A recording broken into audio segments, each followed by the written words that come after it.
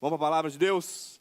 Abre comigo aí Atos capítulo 17, versículo 22. Atos 17, 22. A passagem onde o apóstolo Paulo chega na Grécia, em Atenas. Atos capítulo 17, o verso é de número 22.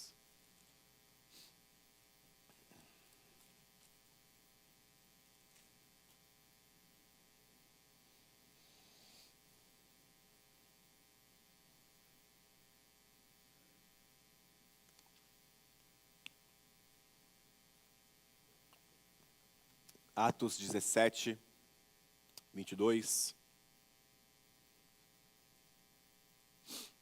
A Bíblia diz: Então Paulo, levantando-se no meio do Areópago, disse: Senhores atenienses, percebo que em tudo vocês são bastante religiosos, porque andando pela cidade, observando os objetos de culto que vocês têm, encontrei também no qual aparece a seguinte descrição: ao Deus desconhecido. Pois esse que vocês adoram sem conhecer é precisamente aquele que eu lhes anuncio. O Deus que fez o mundo e tudo o que nele existe, sendo ele Senhor do céu e da terra, não habita em santuários feitos por mãos humanas, nem é servido por mãos humanas como se precisasse de alguma coisa. Pois ele mesmo é quem a todos dá a vida, respiração e tudo mais. De um só homem fez todas as nações para habitarem sobre a face da terra, havendo fixado os tempos previamente estabelecidos e os limites da sua habitação, para buscarem a Deus, se porventura, tateando ou então tocando, possam achar. Ainda que não esteja longe de cada um de nós, pois nele vivemos, nos movemos e existimos, como alguns dos poetas de vocês disseram, porque dele também somos geração. Portanto, visto que somos geração de Deus, não devemos pensar que a divindade é semelhante ao ouro, à prata ou à pedra, trabalhados pela arte da imaginação do homem. Vamos orar mais uma vez. Pai, muito obrigado, Senhor, pela Tua palavra que gera vida, que cura o nosso coração, que transforma o nosso ser.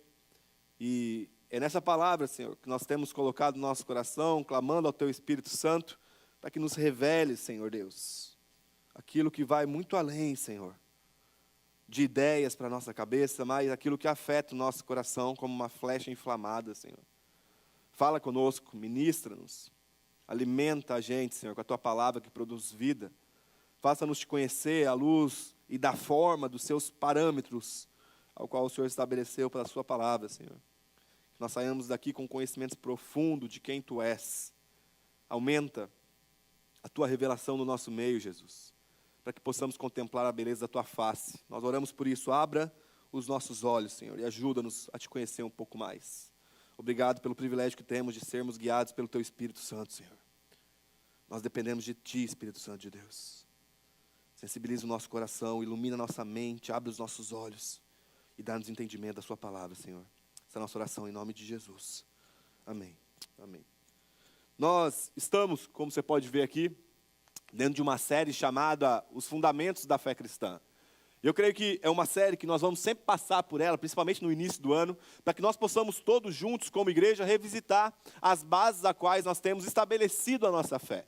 É como se fosse um fortalecimento das bases, a fim de tudo aquilo que nós formos construir acima dessa base esteja bem calcado, esteja bem fundamentado. Na semana passada, nós estudamos sobre a palavra de Deus. Pensamos um pouquinho sobre a doutrina da palavra de Deus. E eu, ministrando de acordo com aquilo que está nas Escrituras, trouxe alguns pontos acerca das Escrituras. Primeiro, a Bíblia é inerrante, não possui em si erro nenhum. A Bíblia é clara o bastante para dar sabedoria aos simples. E a Bíblia, ela é necessária para a nossa salvação. Hoje, especificamente, eu queria ir no segundo ponto, então, das bases da fé cristã, que diz respeito sobre a doutrina de Deus. A doutrina de Deus, ou basicamente, quem Deus é. O texto que nós lemos especificamente, o apóstolo Paulo, então, ele é levado ali meio que como um fugitivo para a Grécia, para Atenas, que é o berço da sabedoria da época, e também responsável pela formação de muito aquilo que nós enxergamos na nossa vida hoje em dia, vem dos gregos que formaram o mundo ocidental. E quando o apóstolo Paulo chega lá, ele se impressiona com algo. No versículo 22 e 23, a Bíblia diz: Senhores atenienses, percebo que em tudo vocês são religiosos, porque andando pela cidade observando, vi os objetos de culto que vocês têm. O apóstolo Paulo, então, chega naquela localidade, e uma das coisas que ele se depara era a religiosidade do povo grego, que tinha dentro do seu panteão inúmeros e incontáveis deuses. E Paulo vai, basicamente, criticar de alguma forma essa ignorância, dessa consciência pagã meio que idólatra, como se os deuses fossem semelhantes aos seres humanos, susceptíveis a emoções, a gostos e a desejos. E Paulo está falando, olha, não pensa que Deus é semelhante a nós. Então ele usa o gancho ali, e que não necessariamente corresponde ao Deus dos hebreus, ao Deus de Cristo Jesus. Ele usa o termo do Deus desconhecido, mas ele não vai falar que o Deus desconhecido é mais um Deus no meio do panteão dos deuses dos gregos. Paulo vai falar que esse Deus ao qual ele está pregando julgará todas as pessoas no seu devido tempo como o juiz de todas as coisas, soberano sobre todas as coisas. E é interessante que, se nós formos avaliar hoje o contexto que a gente vive, ainda mais num mundo globalizado, nós percebemos que existem religiões de todos os tipos, rituais de todos os gostos, simpatias de todas as formas, para agradar cada um conforme a sua necessidade do Deus, que talvez ele precise naquele momento. É como se a Grécia Antiga tivesse meio que sido copiada à realidade do século 21. Onde nós vemos diversas e diversas religiões expressando a sua forma de adoração, o seu ritual, a sua forma do entendimento sobre Deus. Só que o final dessa pluralidade religiosa do nosso tempo, ela vai trazer como consequência a falta do conhecimento verdadeiro sobre quem Deus é. Na pluralidade religiosa existe confusão. Porque um fala que Deus é A, o outro fala que Deus é B, o outro fala que Deus é C, o outro fala que Deus age assim, o outro fala que Deus age assado. E a grande questão é que, se nós formos buscar o conhecimento de quem Deus é na cultura popular ou na cultura comum, o que vai ser gerado dentro do nosso coração é uma confusão. Porque a gente não consegue definir a identidade desse Deus, porque como se as expressões jogassem características assim, meio que no nosso rosto, cada um com a sua forma. Não, Deus jamais faria isso. E a gente vai e ouve outro religioso e fala, não, Deus faria isso. Aí você fica, nossa, mas não faz. Não, Deus, você não se agrada assim. Aí você fala, não agrada. E quando a gente pensa, ainda mais num contexto como Miami, onde existem vários povos na mesma localidade, cada um da sua região e localidade, a gente percebe como que a pluralidade religiosa é muito vasta no nosso meio. E eu não digo no meio evangélico, mas eu digo na cidade, no contexto social em geral, quantas expressões de fé nós temos aqui. E a pergunta é, como nós fazemos então para conhecermos o Deus que foi revelado de acordo com Jesus Cristo, ou em suma, quem é o Deus dos cristãos? E como nós conhecemos esse Deus de forma segura? E talvez você está aqui já há algum tempo, e o nosso exercício vai ser relembrar algumas coisas que você já sabe, porque é um revisitar das bases da fé cristã, ou talvez você é novo na fé. E você chegou aqui com esse coração queimando, tipo assim, cara, eu precisava de uma resposta um pouquinho mais clara sobre Deus. Porque eu estou meio confuso, eu estou meio perdido. Eu fui talvez na religião X e eu ouvi tal coisa, e aí até fez sentido, mas eu fui na religião Y e também fez sentido, mas eu também já ouvi meu pai e minha mãe falando um negócio que minha avó falava ao contrário, e meio que você está confuso nesse ambiente de pluralidade religiosa, e você chega aqui hoje falando, pô, eu vou tentar ver esse Deus aí, para ver se de alguma forma ele se encaixa dentro desse conceito geral que eu estou construindo acerca de Deus, porque eu preciso entender quem Deus é, porque é uma inclinação natural do nosso coração a busca pelo Senhor. Nós vamos pensar hoje então, de acordo com as Escrituras, sobre quem é o Deus dos cristãos. Ou então, aproveitando a fala do apóstolo Paulo, quem é esse Deus desconhecido em um mundo onde existe a pluralidade de deuses, uma pluralidade de cosmovisão. Quem é esse Deus que foi revelado por Cristo? Quem é esse Deus que foi revelado pela sua palavra? E o primeiro ponto que eu queria ver com vocês está lá em Gênesis capítulo 1, versículo 1. Vai lá essa aí tem que abrir rapidinho, gente, ó. Essa aí, tipo, se eu falar Neemias, aí até, mas agora Gênesis 1, 1, vou dar uma dica. Início. Ai, ai. Eu quando eu me converti, gente, meu sogro parece uma biblioteca ambulante de cabeça, assim, de Bíblia. E ele cita trocentos textos em uma pregação em 5 minutos. Aí eu lembro que no início, aí tipo assim, ele falava Gênesis, Êxodo, só que imagina, novo convertido, não entendia nada da linguagem bíblica, né? Aí às vezes ele estava falando assim, abre comigo aí, sei lá, Romanos. Aí eu abri em Provérbios. E eu não queria mostrar que eu não tinha achado, eu estava lá, ó. Até que o Senhor foi me discipulando, falando, isso aí é mentira, filho, é orgulho, tem problema. Aí eu falei, realmente, aí chorava, meu sogro me ajudava. Meu sogro me ajudou nessa parte, graças a Deus. Eu abri, eu ficava assim, ó, e só pensando por dentro, cara, o que eu estou fazendo? Gênesis capítulo 1, versículo 1, vamos ver a primeira característica ou atributo desse Deus das Escrituras. Gênesis 1, 1, a Bíblia diz, no princípio, Deus criou os céus e a terra. Pula 2 versículos, vai para o versículo 3. Então Deus disse, haja luz. Versículo 4.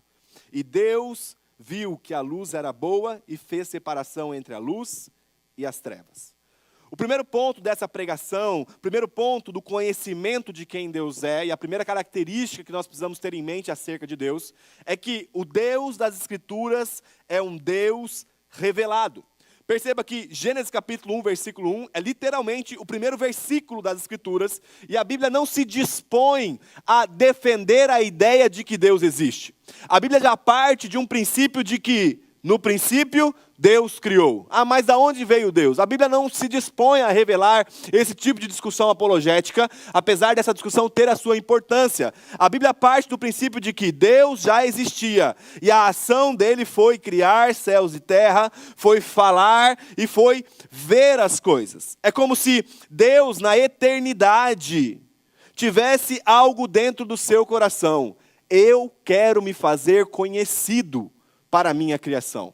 Existe uma religião no meio da Grécia Antiga que é chamada de religião misteriosa ou religião de mistério. E a religião de mistério, ela tem um princípio de que para você encontrar a Deus, você precisa labutar muito, porque ele fica meio que escondido, e quando ele está chegando perto, ele fala, vou esconder em outro lugar, e ele começa a se esconder, porque é como se ele não quisesse ser conhecido pela humanidade, ou se para ser conhecido pela humanidade fosse algo muito difícil. E o que nós vemos no texto do livro ao qual Deus deixou a nós, é de que o nosso Deus não é um Deus que se esconde, não é um Deus que se camufla. No princípio, o próprio Deus evidencia que Ele criou todas as coisas. No princípio, Ele manifesta o seu atributo de criação. Se Deus quisesse fazer algo misterioso ou esconder alguma coisa de nós, a Bíblia falaria, no princípio, foi criado. A Bíblia fala claramente, presta atenção, no princípio, Deus criou todas as coisas. É como se o nosso Deus quisesse estar exposto bastante para que nós pudéssemos encontrá-lo. Porque a primeira característica do Deus das Escrituras é que Ele não é um Deus que fica se escondendo da sua criação. Pelo contrário, Ele foi revelado porque Ele quer ser conhecido. E além do mais, essa revelação, ela não é uma revelação pela metade. Não é somente a Bíblia falando, olha, Deus criou. Não, a Bíblia fala que Deus disse. Isto é, além de se fazer revelado, Ele comunicou com a sua humanidade. Além disso, Ele fala que Ele viu a sua criação. Deus cria, Deus fala e Deus permanece com os olhos sobre a sua criação. Por que que Ele faz isso? Porque Ele quer ser conhecido. Porque Ele é o Deus que revelou a si mesmo para a sua criação. E a pergunta é, por quê? Por que que Deus revela-se quem Ele é para a sua criação? Por que que Deus não permanece com essa imagem de um Deus misterioso, escondido atrás de uma nuvem, atrás de algo? E o ponto todo é porque existe graça. É porque mesmo sem a gente merecer o conhecimento de quem Ele Ele quis revelar a grandeza dele para nós. Por isso que existe, gente, uma preciosidade em torno do conhecimento de Deus.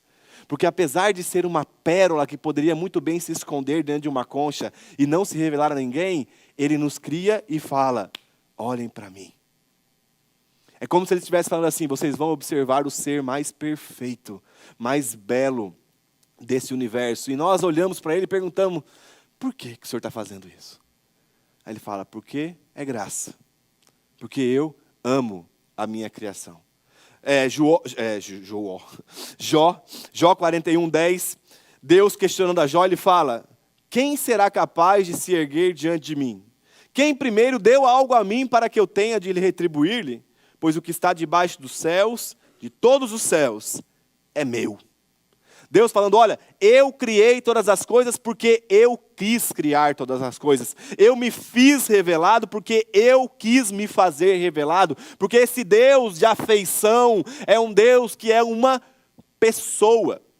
E é muito interessante como que a religião agnóstica, e eu vou explicar o que é, talvez você que é novo não sabe, a religião agnóstica, voltado mais a esse aspecto de uma energia impessoal que governa o universo, talvez a causa motriz que Aristóteles falou muito tempo atrás na Grécia Antiga, ou então talvez as pedras que possuem o seu poder, e talvez você está aqui, você faz parte de uma religião que crê nisso. Eu respeito muito a sua posição, apesar de discordar, mas eu respeito muito a sua posição.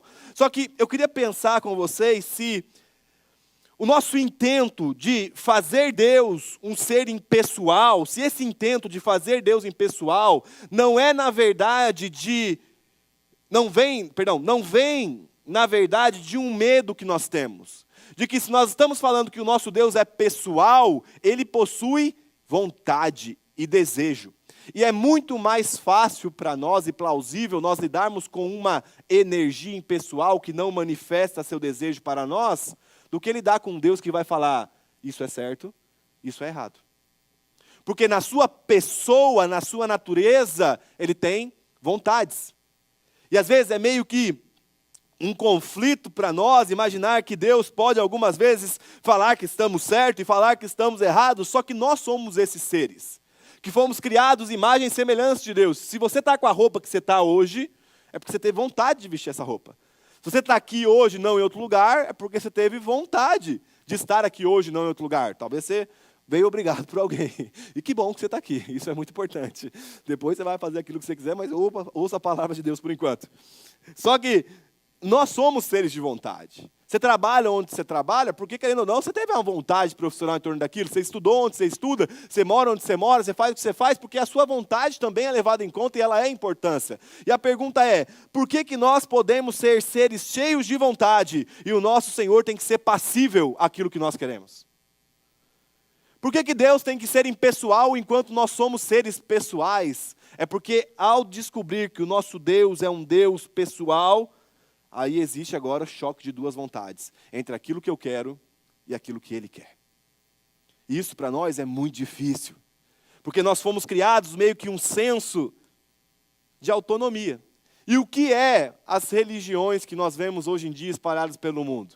A religião hoje em dia é o homem que tem contato com uma revelação perfeita de Deus, seja ela, nós vamos ver daqui a pouco, na natureza, ou então seja ela pela lei natural do coração, e ele pega essa revelação e interpreta dentro de si. Só que imagina você com a lente embaçada tentando ler algumas letras miúdas.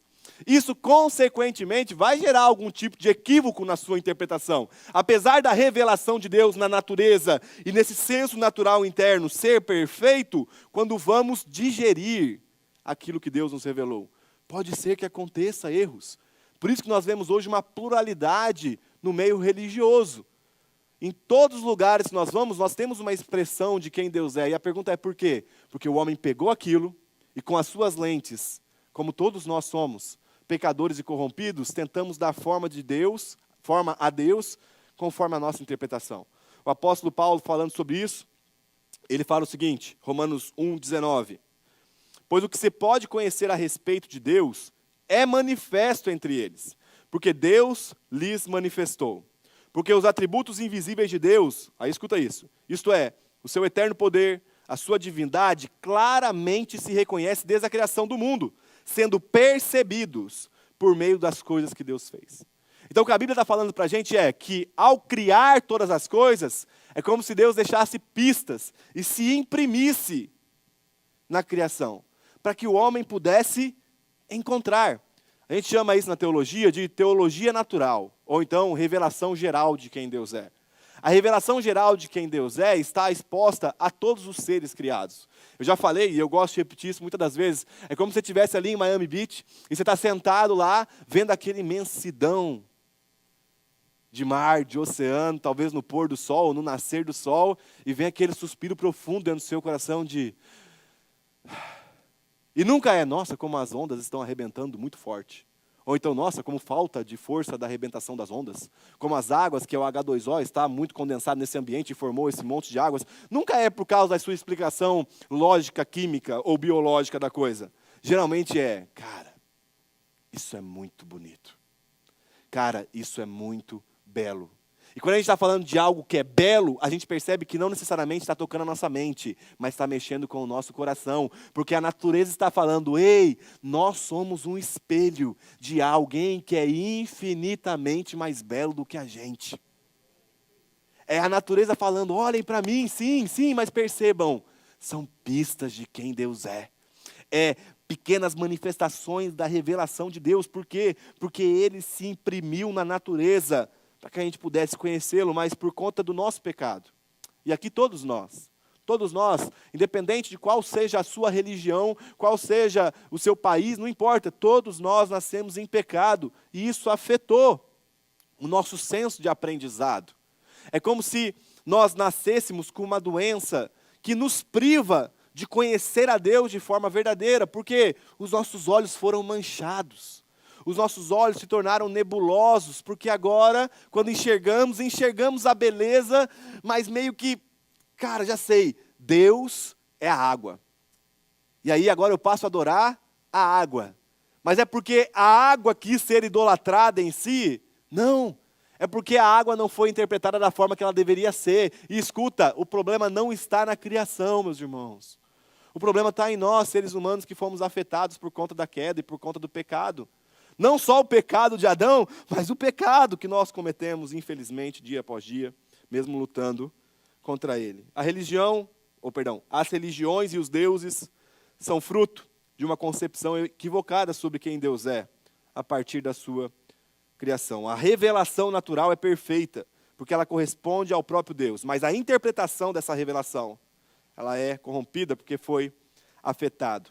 Atos capítulo 17, o texto que nós lemos, Paulo meio que fala sobre isso aos gregos. Versículo 29 ele fala, portanto, visto que somos geração de Deus, não devemos pensar que a divindade é semelhante ao ouro, à prata ou à pedra. O que Paulo está falando é, gente, imagina ele, gente, na Grécia, depois você digita assim, ó, Grécia Antiga, digita Ágora ou então Areópago no chat GPT e pede para ele criar para você entender como é que era a Grécia Antiga. Meus amigos, o que mais tinha lá era expressão de deuses. Se você é da época que passava TV Globinho. Quantos se lembram da TV Globinho? Se você não assistiu, seus filhos assistiu. Ah, é porque aqui não passa, né? Mas a galera que veio do Brasil lembra da TV Globinho. O que era a TV Globinho? TV Globinho era um programa que passava na Globo só de desenho. E aí de manhã a criançada assistia vários desenhinhos da TV Globinho. E um deles era o Hércules. Não sei se vocês lembram do Hércules. E lá mostrava muito a pluralidade de deuses. E sempre víamos Hércules sendo perseguido ali, porque ele era filho de Zeus. E aí os outros deuses queriam matar ele, e aí tudo. Quando a gente fala aquele ditado, pô, isso é o calcanhar de Aquiles. O que é isso? Ditado da religião pagã grega. De que quando Aquiles foi... Enfim, eu não vou entrar nesse ponto do Aquiles. Mas só para vocês... É que eu gosto muito de filosofia, gente. Aí se eu vou nisso aí, nós nunca mais voltamos. Então, nesse contexto, é que Paulo está falando. Gente, escuta, Deus não é um pássaro, Deus não é a água, Deus não é uma pedra. Porque se nós somos geração de Deus e uma pedra não é nossa semelhança, como é que Deus vai ser semelhante à pedra? É meio que lógico, porque os próprios poetas gregos falavam, olha, nós somos geração de Deus. Então, como pode uma pedra, um mural, uma estátua se parecer com Deus, sendo que nós somos a imagem e semelhança de Deus? Então, Paulo começa a falar, olha, não use a sua imaginação para definir quem Deus é. Porque nós fomos afetados pelo pecado, inclusive na nossa imaginação.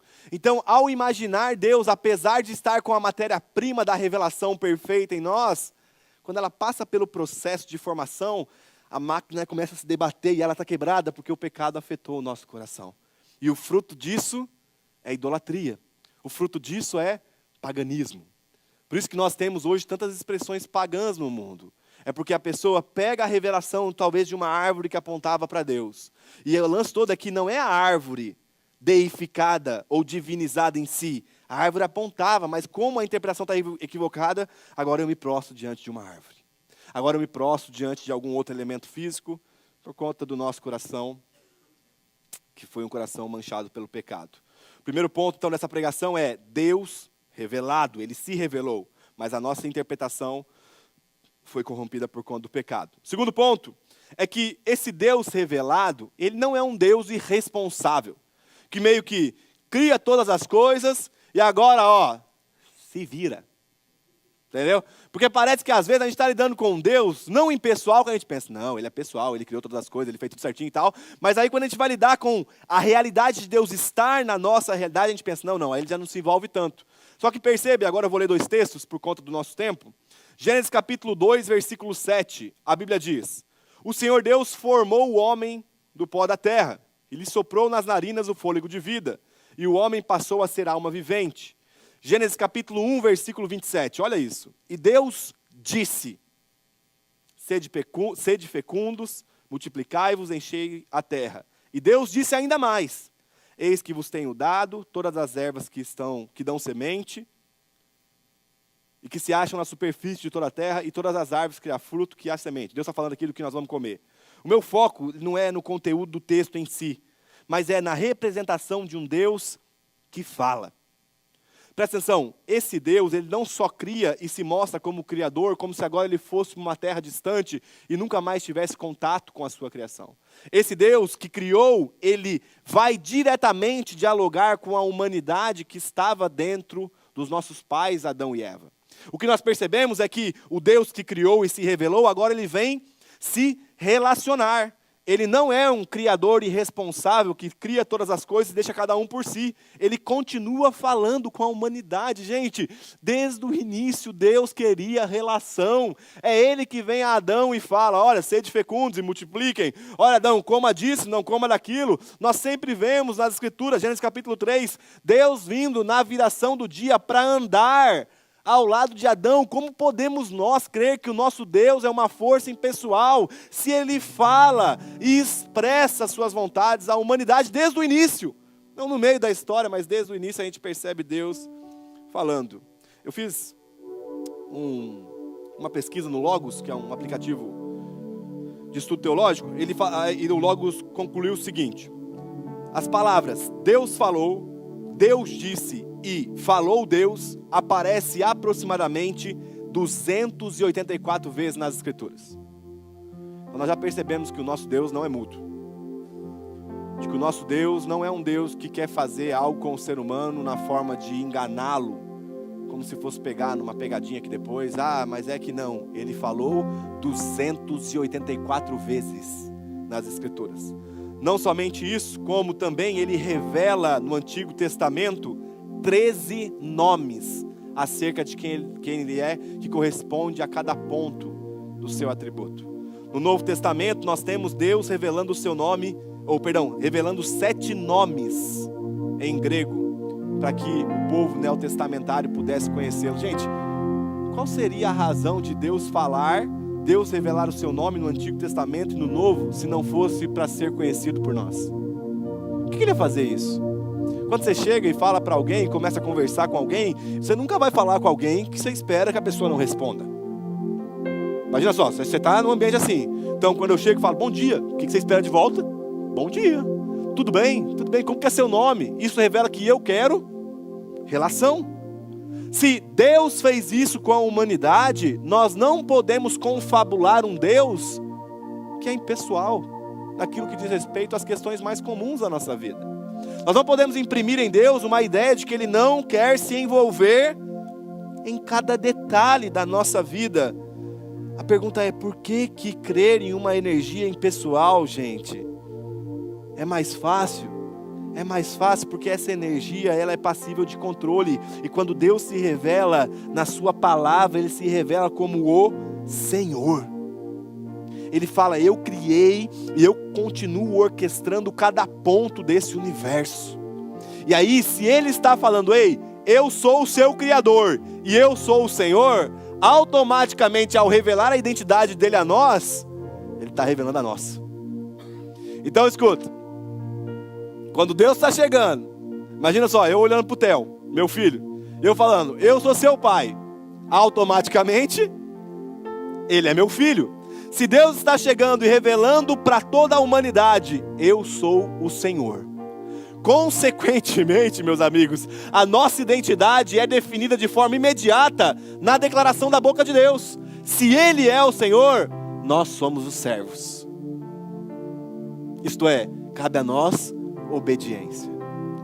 E aqui que entra o X da questão. É que Deus, ao revelar o seu senhorio a nós, em Adão e Eva, e até mesmo hoje, começa-se os conflitos. Porque não dá para o nosso coração ser governado por dois senhores. Ou nós seremos governados pelo Senhor, ou seremos governados por nós mesmos. E quando Deus olha para Adão e Eva, Ele oferece para Adão e Eva duas possibilidades: submeter a voz do Senhor aos planos amorosos e relacionais desse Deus, ou fazer aquilo que era bom, agradável e desejável aos olhos deles. Você sabe da história? Adão e Eva decidiu que não queria ser servo de Deus. Adão e Eva olhou para o fruto, viu que o fruto era agradável, que era desejável e era bom de se tocar, e eles falaram, eu quero aquilo que o meu senso está me mostrando como é prazeroso. Eu quero aquilo que o meu tato, o meu olfato, o meu paladar está me mostrando que me dá prazer.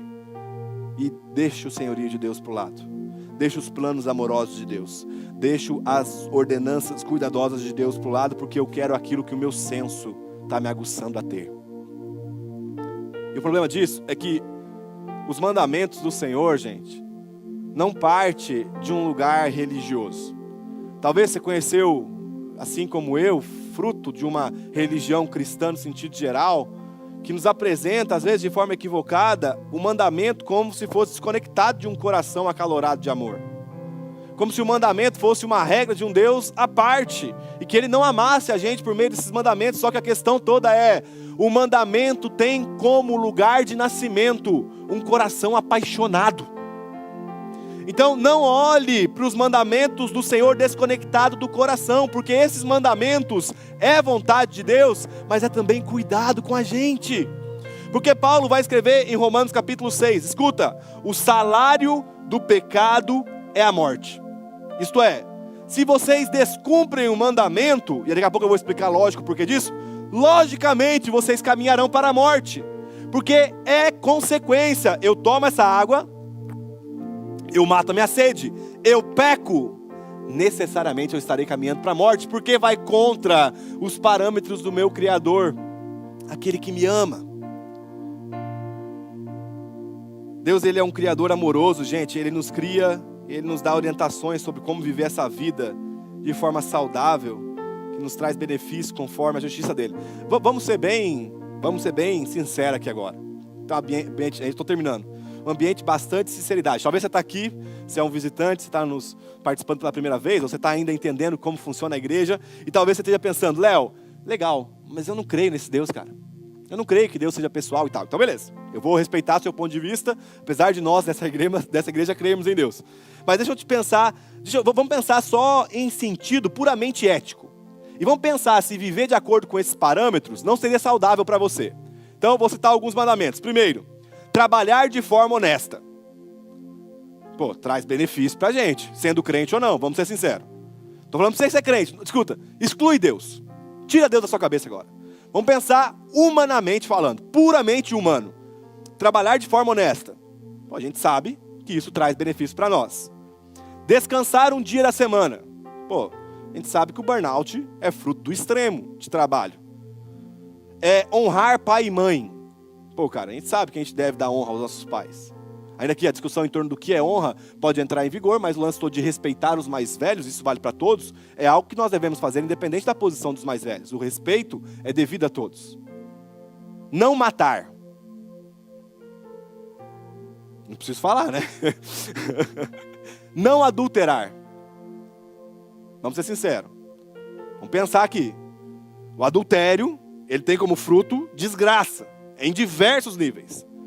O santidade no casamento, ou, vamos pensar aqui, fidelidade no casamento, traz diversos benefícios. Estou pensando puramente de forma humana, gente. Mais um, não mentir, não fofocar, tratar os outros como eu quero ser tratado, criar os filhos com amor e zelo, amar o cônjuge, ser generoso, ser hospitaleiro, suportar os necessitados, cuidar dos órfãos e das viúvas, promover a paz, viver em mansidão e humildade. Gente, se Deus não existir, a gente fizer isso aqui, seja sincero, o mundo seria um lugar melhor. Se todo mundo, independente se Deus existe ou não existe, se você crê nesse Deus, se nós agíssemos de acordo com os mandamentos de Deus, com certeza o mundo seria um lugar melhor. Sabe por quê? Porque os mandamentos, eles vieram de um coração que ama a sua criação. Os mandamentos não foram estabelecidos para te privar de algum prazer, gente. Os mandamentos foram estabelecidos para cuidar da gente. E talvez você ouviu uma pregação religiosa, talvez quando você ouve mandamento de Deus, você fala, não, já não quero, cara, porque vai começar a encher meu saco, vai falar aquilo que eu posso, aquilo que eu não posso, e talvez os mandamentos amorosos de Deus foi usada por pessoas desonestas para te ferir, para te machucar. E meu irmão, eu queria falar isso para você, se a palavra de Deus foi usada para te machucar, esse não é o evangelho, isso é palavra de homens. A palavra de Deus sempre vem no sentido de cura. A palavra sempre vem no sentido de cuidado, porque é a palavra daquele que entende o que de verdade você precisa. Então se pegaram a palavra que era para alimentar a sua alma, curar você, e deram cada vez mais em você, a culpa não é de Deus. A culpa é nossa, dos homens. Escuta, Deus permanece mandando os seus mandamentos porque Ele nos ama. Você cuida bem do seu filho, você orienta ele a fazer as coisas certas. Por quê? Você quer privá-lo de prazer? Não! Você quer ensiná-lo qual é o caminho do verdadeiro prazer, que não consiste em andar fora daquilo que Deus disse. Então nunca olhe para os mandamentos como uma forma de Deus privando a você querer viver tudo aquilo que você quer. Não, cara. É Deus falando, olha, se você andar no meu caminho, você vai entender o que é felicidade de verdade. Porque Ele nos criou.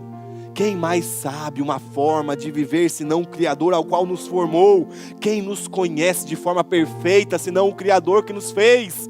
Olhar para as Escrituras não é, já começou, não posso fazer isso, não posso fazer aquilo, não vou fazer isso, não vou fazer aquilo. Que Deus chato! E talvez te apresentaram um Deus chato, mas a culpa não é de Deus.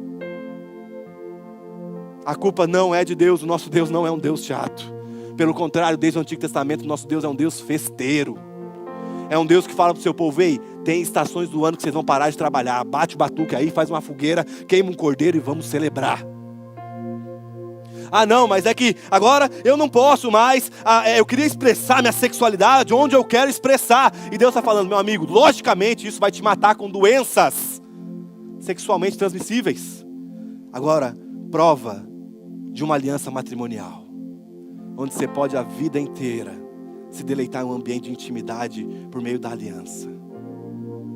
Ah não, mas sabe o que é? É que eu queria me alegrar, eu queria beber todas até eu fazer tudo aquilo, e eu só consigo encontrar alegria no álcool. Então, existe uma forma maior de encontrar alegria, que quando você provar dessa forma maior, o álcool se tornará muito pequeno. É como se você estivesse trocando um poço de ouro, que é extremamente prazeroso na relação, em torno de talvez um copinho de água que você estava colocando o pé para molhar, e Deus está falando, eu sou um rio de água viva. Eu sou um rio que quando você entender que em mim está a sua alegria, em mim está a sua satisfação, você vai ser transformado. E aí Deus se revela, e o lance todo, gente, com muito amor e carinho, com muito amor e coração muito pastoral, e me suportem nesse momento, porque eu tenho me exercitado a cada vez ser mais pastoral na minha comunicação. Talvez você ouviu um evangelho de que você é bonzinho. Talvez você ouviu um evangelho de que você precisa ser a sua melhor versão para vencer e se desenvolver profissionalmente e ficar cada dia mais rico. E não que isso seja um problema, continuem fazendo isso. Só que a pergunta é, por quê? Por que você está correndo atrás dessas coisas? Por que você está fazendo tudo que você está fazendo? Porque você quer honrar a Deus nos seus atos? Glória a Deus. Mas é porque você quer satisfazer a vaidade do seu coração? Que talvez é camuflada no eu preciso trabalhar muito para cuidar da minha família.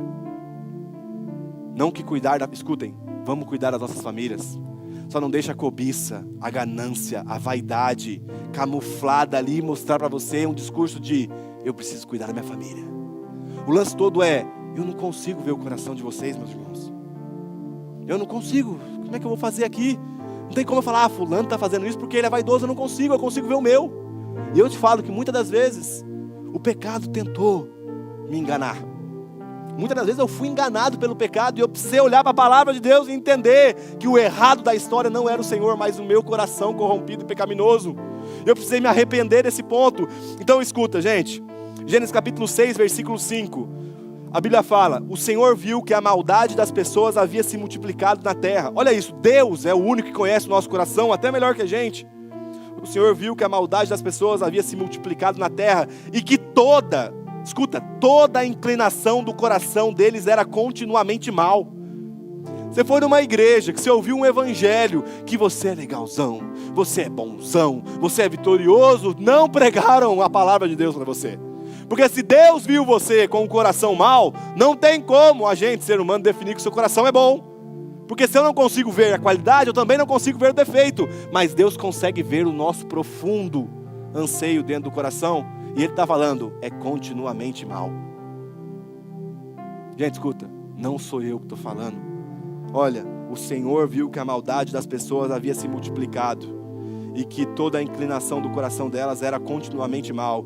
E aí a Bíblia fala, isso me pega, que o Senhor ficou triste por haver feito o ser humano na terra. E isso lhe pesou o coração. Sabe, tipo assim, Deus podia falar, cara, você fez coisa errada? Tá bom. Não. A Bíblia olha para a nossa maldade e fala que essa maldade entristeceu o coração de Deus. Existem pessoas muito específicas na minha vida que eu nunca quero entristecer na minha vida. Apesar de já ter entristecido em alguns momentos por conta das minhas falhas. A minha esposa, primeiramente. Meu filho, meus pais, meus avós. Eu quero muito zelar pela honra da minha família. Só que se tem uma pessoa que precisa governar minha vida a fim de que o coração não seja entristecido, é o Senhor. E eu sei que cada vez que eu peco, eu estou entristecendo o coração de Deus. Escuta, não é um jogo cartesiano de cumprir uma regra. É alguém que está sendo afetado diretamente nas emoções pelo nosso ato de traição. Entende, gente? Que a equação não é mais pode ou não pode. Ah, não posso mais fazer. Ah, não é. É que tem alguém ficando triste com isso. Sabe quando a gente talvez está ali naquele calor, e nós todos que somos pais aqui sabemos, estressado, aí você chega do trabalho e talvez muita coisa passando na cabeça, seu filho vem e começa aquela gritaria, daqui a pouco você, e você olha para o coração da criança, a criança apaga o brilho, ela volta, fica quietinha, se afasta. O que você fez? Você entristeceu o coração dela. E dói. Eu fiz isso, faço algumas vezes. Eu fico, Jesus, me ajuda a vencer essa ira. Me ajuda a vencer a minha raiva. Jesus, me ajuda a vencer. E aí eu fico pensando que, além de ferir as pessoas que estão ao meu redor, quando eu permito que a minha vaidade ou o meu coração venha para fora, eu estou ferindo o coração de Deus. E Ele é ferido por todos nós, cara. O Theo talvez seja ferido por mim, mas Deus é ferido por todos nós. Por isso que pesou o coração. Sabe, talvez você está pensando assim, pô, Léo, eu vim aqui para escutar uma palavra encorajadora, cara. Para que eu saísse daqui para cima, para vencer segunda-feira. Mas, meu irmão, com muito amor e carinho, eu prefiro que você saia daqui entristecido pela palavra do Evangelho, ao invés de você sair daqui enganado, caminhando para o inferno. E eu digo isso com muito amor e zelo, porque eu também sou entristecido pela mesma palavra. Só que a beleza do Evangelho é que a revelação não acaba no ponto de que somos maus. A revelação, ela continua, porque esse Deus ofendido, esse Deus traído, Ele vem à humanidade para redimir a humanidade e nos conduzir a um nível de felicidade e contentamento que não existe em nenhum outro lugar. Esse Deus que foi traído, esse Deus que se revelou, esse Deus que se relaciona, agora Ele se revela em Cristo como Deus que redime. E aí chega então Mateus capítulo 11, versículo 25, e eu termino aqui. Porque aquele tempo Jesus exclamou: graças te dou, ó Pai, Senhor dos céus e da terra, porque escondeste essas coisas dos sábios e instruídos e as revelastes aos pequeninos. Sim, ó Pai, porque assim foi do teu agrado, tudo me foi entregue por meu Pai. Ninguém conhece o Filho a não ser o Pai, ninguém conhece o Pai a não ser o Filho, e aquele a quem o Filho quiser revelar. E aí ele fala: venham a mim todos vocês que estão cansados e sobrecarregados, e eu os aliviarei. Tomem sobre vocês o meu jugo e aprendam de mim, porque eu sou manso e humilde de coração, e vocês acharão descanso para a sua alma, porque o meu jugo é suave e meu fardo é leve. Onde entra regras frias nesse discurso de Cristo? Não entra. Não entra. Perceba, Jesus está falando: olha gente, eu tenho um novo nome para falar de Deus para vocês. Vocês querem conhecer mais um pouquinho de Deus? É o seguinte: Deus está se revelando como Pai. Isso fere os fariseus, porque para os fariseus, Pai é semelhante. Como é que você está falando que você, Jesus, é semelhante a Deus? Não, vocês também são filhos de Deus. E a pergunta é: Jesus, por que você está falando isso? E a Bíblia fala: porque assim foi do agrado do Pai. O Deus pessoal que se revelou desde a eternidade quis se fazer conhecido como nosso Pai. Deus olha para a nossa maldade e Ele não vê como causa perdida. Ele vem em busca de relação conosco, Ele vem restaurar o caminho por meio de Cristo. E aí Ele deixa um convite: venham a mim. Venham a mim. Não é se distanciem de mim por conta do pecado de vocês. Jesus está olhando para nós, gente. Jesus estava olhando para discípulos semelhantes a nós, para pessoas que não conheciam a Ele semelhantes a nós, falando: olha, não se afastem por conta do pecado, pelo contrário, se aproximem por conta do pecado, porque onde encontraremos transformação genuína, se não no Cristo? Ah não, já sei, é que quando eu tiver melhor, aí eu vou ir lá na igreja e vou pegar firme com Deus. Não tem como ficar melhor sem Deus. Não tem como ficar melhor sem Cristo. Então eu me achego a Cristo para mostrar o quão bom eu fui em cumprir todas as regras. Não, eu me achego como um servo com a cabeça caindo, pensando: Senhor, quanta coisa errada fiz na minha vida. Senhor, quantas vezes eu te ofendi, mas ainda assim o Senhor estende seus braços de amor para me alcançar. E talvez aquela conversa que você tem com Deus, e você está falando de tudo com Deus, aí Deus fala: agora nós precisamos falar do negócio que você não vai gostar, os seus pecados. Ah não, vamos falar sobre outra coisa, Deus. Vamos falar, e vem Deus: e os meus pecados? Onde vai, entra em conta essa ofensa? Como é que eu faço para lidar com os meus pecados? E essa é a questão. O terceiro ponto, que é o Deus Redentor. Deus nos perdoou por meio de Cristo. Romanos capítulo 5, versículo 8. Deus prova o seu próprio amor para conosco, pelo fato de ter Cristo morrido por nós, quando ainda éramos pecadores. Ah, eu não sei se Deus me ama. Olhe para a cruz. Ah, eu não sei se Deus me ama tanto assim quanto vocês falam. Olhem para Cristo e observem a maior expressão de amor que alguém poderia dar. É muito mais do que um discurso bonito, é muito mais do que uma foto postada no Instagram, é muito mais de qualquer presente que o seu dinheiro pode comprar. É o Deus encarnado, exposto ao ridículo, morrendo no nosso lugar e abrindo um caminho de redenção e transformação. Por que Jesus fez isso? Porque desde o início Deus veio para a relação. E se a relação foi quebrada da nossa parte, Ele fala: eu não aceito que vocês se distanciem de mim. Eu vou tentar mais uma vez, e mais uma vez, e mais uma vez, e mais uma vez, porque o Evangelho não diz respeito à nossa capacidade de cumprimento de regra. O Evangelho diz respeito a recebermos um amor gratuito, que foi encharcado por meio de Jesus. Senhor, eu estou aqui com os meus pecados. E Ele olha para a gente e fala: cara, você não deveria ter feito. Isso me entristeceu. Mas faz o seguinte: entrega esses pecados na mão de Cristo. Pega a inocência de Cristo e toma sobre você. A esse processo chamamos de redenção gratuita. Ou então, em outras palavras, constrangimento da graça. De que agora, quando eu olho: não matarás, não roubarás, não darás falso testemunho, não vai mentir, não vai cobiçar a mulher do próximo, não vai cobiçar as coisas do próximo. Eu não olho como, Deus chatão. Eu olho como um Deus que me ama, me protegendo de cometer os mesmos erros que eu cometi no passado quando eu não tinha Ele. Sabe, gente, a pergunta dessa manhã não é, escuta, a pergunta dessa manhã não é quantas regras você consegue seguir do livro religioso. Não é. A pergunta dessa manhã não é quantas regras você consegue seguir do livro religioso, mas sim quem você ama mais. Por quem o seu coração queima. Porque o alvo do seu amor, o alvo do amor do seu coração vai conduzir todos os seus passos dia após dia. Se eu estou falando que o meu coração queima por Deus e a minha vida é voltada ao Evangelho de Jesus Cristo, a quem Cristo é, eu não vou andar por caminhos que estão entristecendo o coração dele. Por quê? Porque eu já provei desse amor. É um amor que eu não consigo comprar com $100, 200, 1 milhão, 4 milhões. É um amor que eu recebi gratuitamente. E agora o alvo da minha vida é refletir esse amor de volta. E meio que se torna uma guerra de amor. É Deus falando, eu encharco você com o meu amor. E você recebe esse amor e fala, Senhor, em gratidão a esse amor, eu quero andar no seu caminho. Porque eu tenho medo de Deus pegar um pedaço de pau, bater na cabeça e mandar para o inferno. Não é isso. É que eu não quero entristecer o coração da pessoa que mais me ama nessa vida. É levantar de manhã e falar, por que você não mente? Rapaz, às vezes dá vontade. Mas sabe por quê? É que o meu amor agora já não é mais o benefício que a mentira me traria. O meu amor agora é o Deus de verdade. Então se eu amo o Deus de verdade, o Deus da verdade precisa conduzir o meu coração. É o Deus relacional. Gente, não tem como amar a Deus e viver em pecado consciente.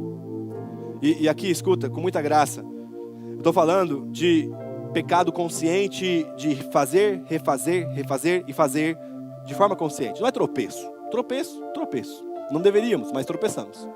Mas estou falando desse pecado consciente, porque o próprio amor de Deus, que revelou o quanto que Ele nos ama, vai também prover a transformação do nosso coração. A gente não está falando, gente, sobre conquistar a Deus pelo mérito daquilo que a gente pode fazer, mas sim permitir que essa graça que nos salvou e abriu as portas celestiais para nós, venha também nos conduzir à semelhança desse Deus de amor. Escuta, o mesmo amor que foi derramado no seu coração para a salvação, consiste na potência de Deus em nos transformar e nos levar à semelhança dele. Então o amor ele tem dupla função, ele abre a porta, mas também ele estabelece o caminho. E agora já não é mais eu fazendo aqui, e aí, meu Deus do céu, então peraí que eu tenho que virar à direita, se eu virar à esquerda, e aí eu vou virar, só que não está muito claro, será que isso aqui é pecado? Mas é pecado em qual contexto? Porque se fazer isso aqui é pecado, e agora, meu Deus do céu, e agora, meu Deus do céu, não, o Evangelho não é isso. O Evangelho é mais semelhante assim, o Senhor falando, dá sua mão, aí você coloca sua mão na mão dele, aí ele fala, vamos caminhar junto, coloca seu pescoço debaixo do meu jugo, vamos trabalhar junto, vamos ser casados junto, vamos criar os nossos filhos juntos, vamos cuidar do nosso dinheiro juntos. Isso é Evangelho. Aí no meio do caminho você está ali de mão dada com Jesus, aí adivinha, você tropeça. Quem não tropeça? Todos nós. Eu tropeço, você tropeça, aí eu dou aquela tropeção e eu caio. Adivinha, não tem mais o chicote da lei para te ofender ou te machucar, meu irmão. A lei não foi capaz de fazer aquilo que Cristo foi capaz de fazer. E aí no momento que você tropeça, você não vai ter uma carga para te empurrar para baixo. Você vai ter umas mãos fortes levantando de novo e falando, mais uma vez, eu estou junto com você. Eu estou junto com você. Porque se o amor de Cristo for tão volátil por nós, ao ponto da gente pecar e Ele deixar de nos amar, como é que a gente confia num Deus assim? Só que esse é o mesmo ponto. Esse amor que nos traz segurança, é o amor que nos traz transformação. É mãos dadas para Cristo. E aí a gente chega numa bifurcação do dia a dia. Viro à direita, viro à esquerda. Falo A ou falo B. Não sei. Se eu fizer, eu vou pecar. Aí a gente fecha o olhinho, em qualquer lugar, em qualquer momento, feliz, triste, alegre, ansioso, preocupado, e falo, Senhor, o que eu faço? Talvez Deus traga um versículo à mente. Fala, a tua palavra é o que me guia no caminho da verdade. Então é isso, então eu preciso fazer isso. E aí você faz isso. E a gente vai caminhando com Deus Redentor. Eu termino agora, Lucas capítulo 7. Esse talvez é um dos textos mais chocantes da nossa vida. Lucas capítulo 7. Lucas capítulo 7, e eu não vou explicar esse texto, deixa o texto por si só falar, porque é muito melhor que a minha explicação. Lucas capítulo 7, versículo 36, só ouça isso. Um dos fariseus convidou Jesus para que fosse jantar com ele. Jesus, entrando na casa do fariseu, tomou um lugar à mesa. E eis que uma mulher da cidade, aí tem um adjetivo dessa mulher, pecadora, sabendo que ele estava jantando na casa do fariseu, foi até lá com um frasco feito de alabastro, cheio de perfume. E, estando por detrás aos pés de Jesus, chorando, molhava-os com suas lágrimas e enxugava com os seus próprios cabelos. Ela beijava os pés de Jesus e ungia com perfume. E ao ver isto, o fariseu que havia convidado disse consigo mesmo: se este homem, falando sobre Cristo, fosse profeta, bem saberia que tipo de mulher é que está tocando nele, porque ela é uma pecadora, provavelmente no contexto, uma prostituta. Meus irmãos, você imagina todo mundo do lado de Cristo, menos uma prostituta. E o fariseu está ali. Como é que Jesus pode deixar uma mulher dessa? Onde que essa mulher passou essa mão nos últimos dias? Com quem ela se deitou? Com quem ela se relacionou? Como é que está deixando ele tocar?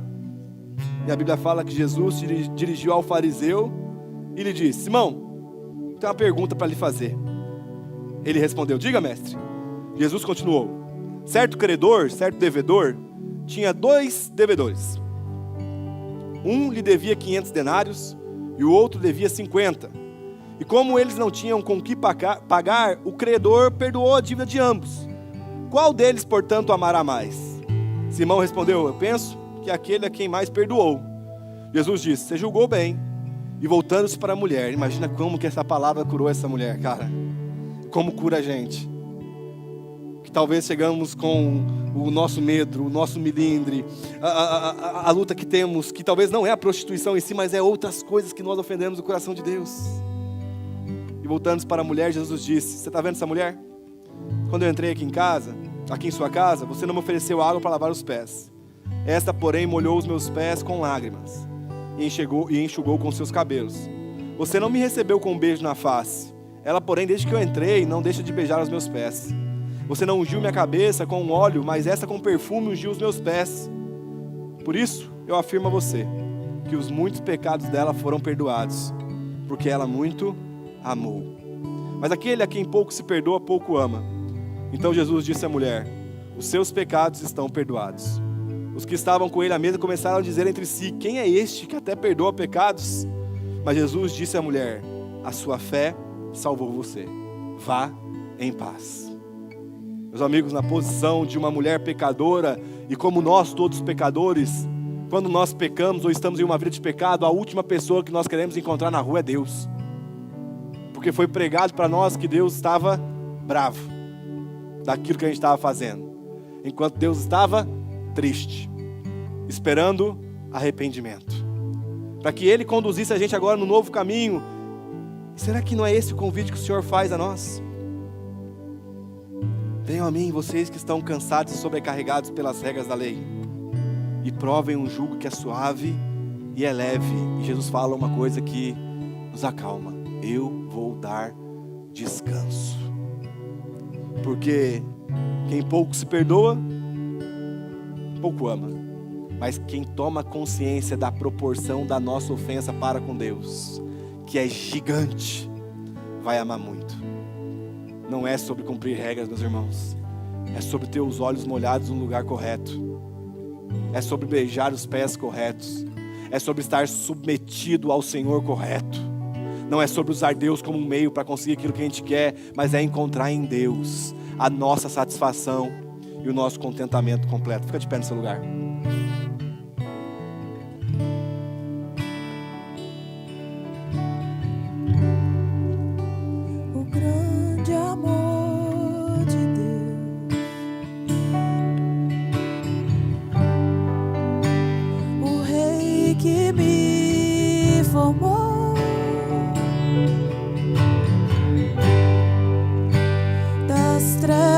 Me tirou,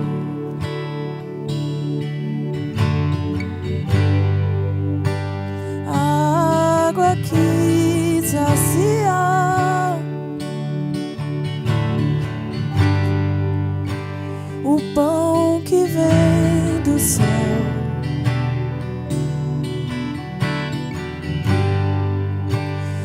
Jesus mudou minha vida, cantarei.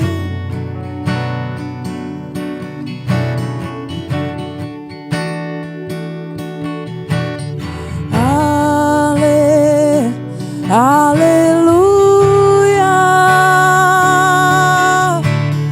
aleluia.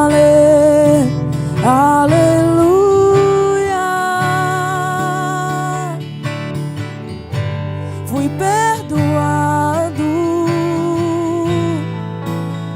e amado por Jesus. Fui perdoado. Aleluia, aleluia, aleluia.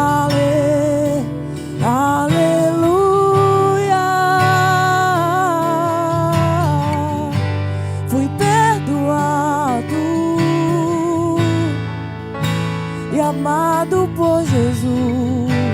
Fui perdoado.